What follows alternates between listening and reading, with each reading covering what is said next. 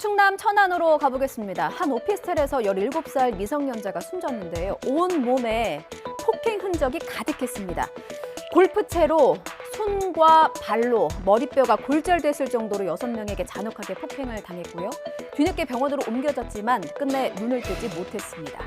가해자 6명 중에 5명도 미성년자였는데요. 경찰은 6명 중에 성인인 1명이 범행을 주도한 것으로 보고 있습니다. 양동훈 기자의 보도 보시죠. 차에서 사람들이 한꺼번에 내리더니 골프채를 들고 오피스텔로 들어갑니다. 한참 시간이 지난 뒤 오피스텔 앞으로 구급차 한 대가 도착하고 다급하게 환자를 이송합니다. 화장실에서 사람이 넘어졌다며 거짓 신고했고 병원으로 옮겨졌던 A군은 지난 15일 결국 숨졌습니다. 애들이 보면 남녀 혼숙을 하고 막 시끄러워가지고 몇 번 혼났지. 애들이 머리도 막 색칠하고 떼가지로 모여다니고 아주. 경찰은 유일한 성인인 이모 씨가 폭행을 주도하고 교사했을 뿐 아니라 범행 은폐도 지시한 거로 보고 있습니다. CCTV 자료 119 신고 내역이 거짓으로 신고된 것을 알고 나서 여죄를 수사해서 단독 범행이 아니고 공동으로 집단 폭행해서 사망한. 루나 사태와 관련해서 검찰이 15곳을 동시다발적으로 압수수색했습니다. 가상화폐 거래소 업비트를 비롯해서요. 7곳의 거래소를 탈탈 털었고요. 여기 말고도 8곳 더 루나 발행사인 테라폼레스 관계사에도 검찰이 들이닥쳤습니다. 압수수색의 핵심은요. 여기서 무엇을 확보했는가입니다. 이번 사태의 핵심 인물 권도형 테라폼레스 대표 등 관계자들의 거래 내역을 확보한 것으로 알려졌습니다. 법원이 이렇게 압수수색 영장을 대거 발부한 점을 보면요. 합수단이 권도형 대표 등의 혐의를 어느 정도 입증한 거 아니야? 라는 합리적인 해석이 가능합니다. 자, 그럼 권 대표의 구체적인 혐의는 무엇인지 압수수색 모습까지 더해서 임성호 기자가 정리했어요. 보시겠습니다. 혐의 입증할 만한 것 찾으셨나요? 합수단은 이번 압수수색에서 권도형 테라폼랩스 대표와 공동 창업자 신현성 씨 등 관련자들의 루나 거래 내역을 확보했습니다. 합수단은 앞서 지난 5월 루나 투자자들의 고소장을 접수한 이후 권 대표 등 관련자들에 대해 수사해왔습니다.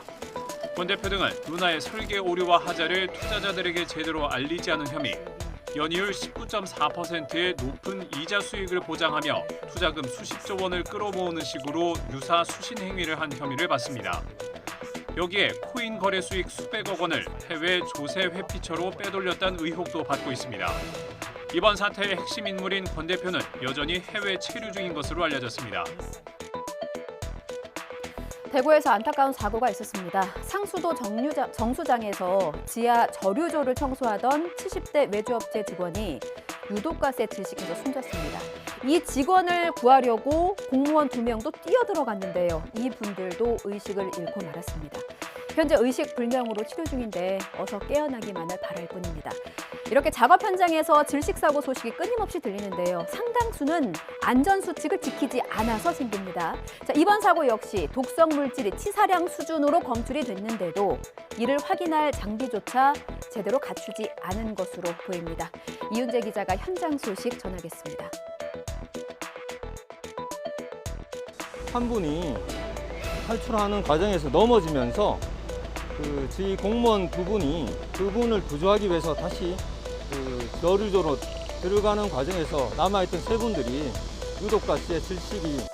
사고가 난 저류조는 강물을 정수하면서 생긴 찌꺼기를 모아두는 곳.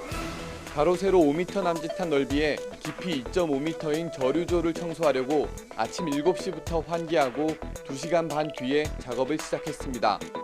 하지만 경찰과 정수사업소는 용역업체가 계약서에 담긴 안전수칙을 지키지 않았고 안전장비도 갖추지 않은 거로 보고 있습니다. 배터리가 없네요. 배터리가 없다라는 거는 아예 작동을 못했다라는 얘기가 좀 맞겠죠. 유해가스가 있는지조차 확인하지 않고 저류조로 들어갔다는 설명입니다. 마스크를 안전장치 착용하고 있었죠, 당시에. 저희들이 확인한 바로는 저류조 안에 있던 3명은 모두 착용하지 않은 것으로 보입니다. 코로나에 확진돼 고열 증세로 치료를 받던 8살 초등학생이 안타깝게도 세상을 떠났습니다. 특별한 기저질환도 없었는데 손 쓸 틈조차 없었다고 합니다. 고인의 명복을 빕니다. 이렇게 허망한 죽음만큼은 아니지만 희망이 악몽이 되어버린 고등학교도 있습니다. 정말 오랫동안 기다렸을 제주행 수학여행이었을 텐데 150명이 넘는 집단 감염이 발생한 겁니다. 하지만 막을 수도 있었어요. 출발 전부터 그리고 그 이후에도 확진자가 계속해서 나왔던 거죠.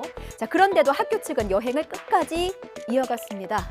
왜 그랬을까? 학교 측의 해명 들어보겠습니다. 김민성 기자입니다.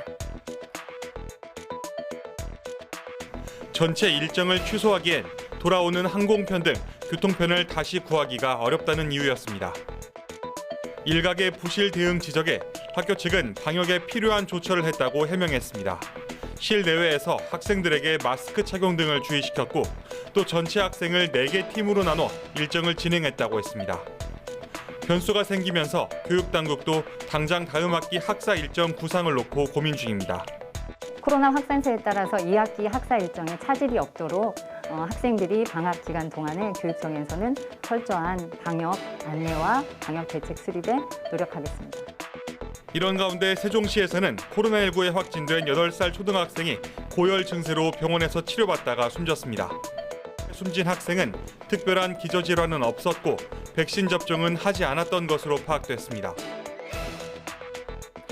열에 강하고 흠집에도 강하다고 해서 인기를 끄는 세라믹 식탁입니다. 그런데 갑자기 이렇게 산산조각이 나는 일이 벌어지고 있습니다.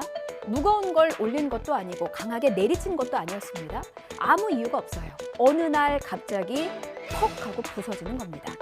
한국소비자원에 접수된 피해 사례를 좀 보겠습니다. 3년 사이에 28건에 달하는 신고가 접수됐습니다. 자, 이렇게 세라믹 식탁 자연 파손 현상이 이어지면서 가구업체들은요, 이 관련 제품 판매를 중단하거나 강화 유리가 들어간 세라믹 식탁은 더 이상 판매하지 않기로 결정했습니다. 자, 여기서 이 강화 유리가 자연 파손의 원인으로 꼽혔기 때문인데요. 임성재 기자가 자세히 설명해 드리겠습니다.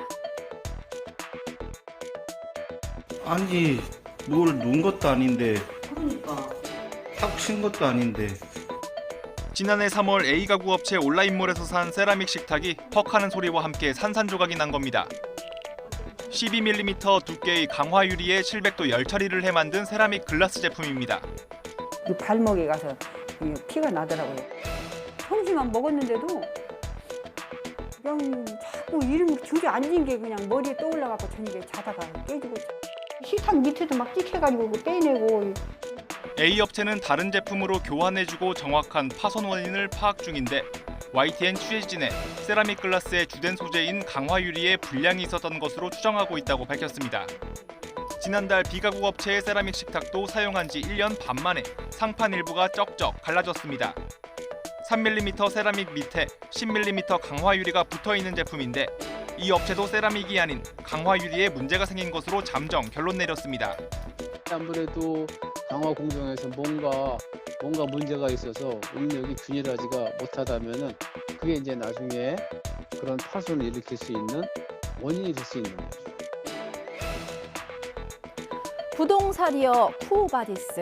지금 어디로 가는지, 어디로 흐르는지 묻고 싶습니다. 부동산 시장이 얼어붙으면서 깡통 전세가 늘고 있다. 월세 역전 현상도 벌어졌다. 이런 암울한 뉴스들이 계속해서 나오고 있습니다. 내 집 마련은커녕 전월세 사례도 녹록지가 않습니다. 이렇게 전월세 시장이 요동치면서요. 어제 윤석열 대통령은 비상경제회의에서 연말까지 버팀목 전세자금 대출 금리를 동결하겠다고 밝혔는데요. 자, 지금의 부동산 상황 데이터를 통해서 분석해보는 시간 준비했습니다.